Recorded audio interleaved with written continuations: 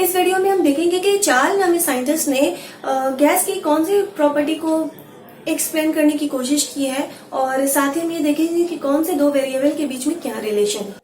मान लेते हैं कि इस कंटेनर में हमने गैस को इनक्लोज कर दिया। ये रेड डॉट्स हैं, वो गैस मॉलिक्यूल्स को इंडिकेट करते हैं और ये कंटेनर में हमने गैस को इनक्लोज किया है और इस समय इसका प्रेशर P है जिसे हम कांस्टेंट रखेंगे। तो हमने गैस के मास को भी फिक्स कर दिया और प्रेशर को भी फिक्स कर दिया।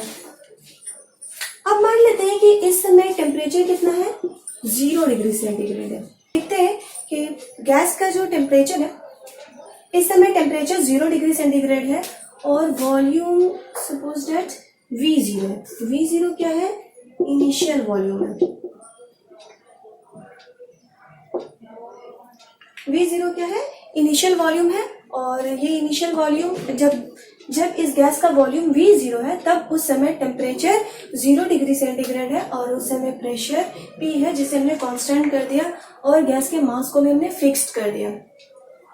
तो अब हम क्या देखेंगे कि अब टेम्परेचर हम 1 डिग्री राइज कर रहे हैं। क्या कर रहे हैं, टेम्परेचर को 1 डिग्री राइज कर रहे हैं यानी कि 1 डिग्री सेंटीग्रेड टेम्परेचर को बढ़ा रहे हैं।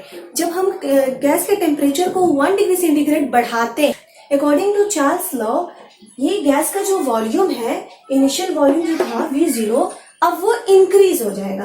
इंक्रीज होके क्या देगा, इसमें कुछ ऐड होगा। कितना ऐड होगा, 1/273 पार्ट्स ऑफ इनिशियल वॉल्यूम।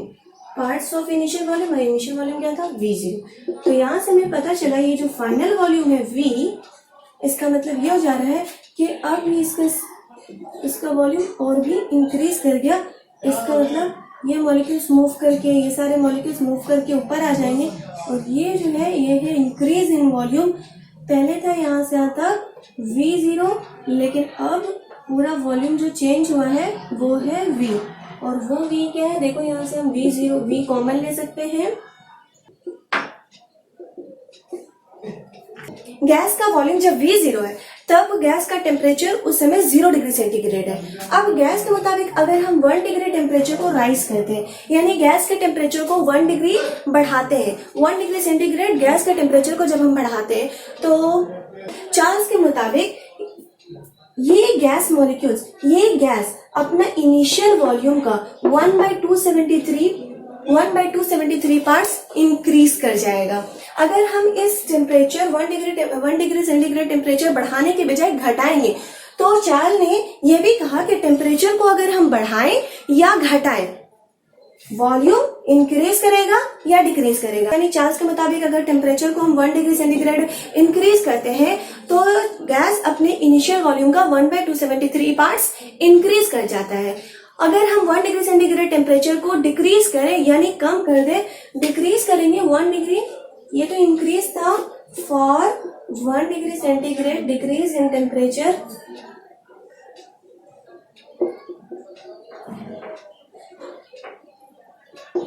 यानी कि जब 1 डिग्री सेंटीग्रेड टेम्परेचर को हम कम करते हैं तो ये वॉल्यूम घट जाता है। वॉल्यूम घट जाता है इसका मतलब वो इनिशियल वॉल्यूम का 1/273वां हिस्सा घट जाता है, यानी कि इनिशियल वॉल्यूम V0 का 1/273 पार्ट्स डिक्रीज हो जाता है। तो चार्ल्स ने क्या एक्सप्लेन करने की कोशिश की, चार्ल्स ने एक्सप्लेन करने की कोशिश की कि अगर हम किसी भी गैस का 1 डिग्री सेंटीग्रेड टेम्परेचर को बढ़ा दे तो उसका वॉल्यूम अपने इनिशियल वॉल्यूम का 1/273 पार्ट्स इंक्रीज कर जाता है। या फिर अगर हम 1 डिग्री सेंटीग्रेड टेम्परेचर को घटा दे, गैस का वॉल्यूम इनिशियल वॉल्यूम का 1/273 पार्ट्स घट जाता है। तो यहाँ से हमें ये समझ आता है कि टेम्परेचर और वॉल्यूम के बीच में डायरेक्ट रिलेशन है, यानी टेम्परेचर और वॉल्यूम दोनों एक दूसरे के डायरेक्टली प्रोपोर्शनल में। अगर हम टेम्परेचर को बढ़ाते हैं तो वॉल्यूम कैसे बढ़ जा रहा है, वॉल्यूम बढ़ जा रहा है। चार्ल्स ने ये बताया कि टेम्परेचर को अगर हम बढ़ाते हैं तो इनिशियल वॉल्यूम का 1/273 पार्ट्स इंक्रीज कर जा रहा है। हाँ ठीक है, टेम्परेचर इंक्रीज करने से वॉल्यूम इंक्रीज कर रहा है, चलिए हमें मान लेते हैं। लेकिन सवाल है कैसे, टेम्परेचर बढ़ा रहे तो वॉल्यूम कैसे इंक्रीज कर रहा है। जब गैस का टेम्परेचर बढ़ता है तब गैस के मॉलिक्यूल्स का एवरेज काइनेटिक एनर्जी भी इंक्रीज कर जाता है। एवरेज काइनेटिक एनर्जी इंक्रीज करने की वजह से गैस के मॉलिक्यूल्स के जो रेट ऑफ मूवमेंट है वो भी इंक्रीज हो जाता है, तो वो और भी ज्यादा तेजी से हरकत करने लगता है और तेजी से हरकत करते हुए वो ज्यादा स्पेस को तलाश करने की कोशिश करता है। ज्यादा स्पेस को ऑक्यूपाई करने की कोशिश में ये मॉलिक्यूल्स एक दूसरे से और भी ज्यादा दूर चले जाते हैं और दूर जाने की वजह से इनका वॉल्यूम इंक्रीज कर जाता है। चार्ल्स लॉ से हमें क्या कंक्लूजन मिलता है कि टेम्परेचर और वॉल्यूम के बीच में बहुत ही गहरा रिलेशन है और ये रिलेशन यही है कि दोनों एक दूसरे के डायरेक्टली प्रोपोर्शनल है।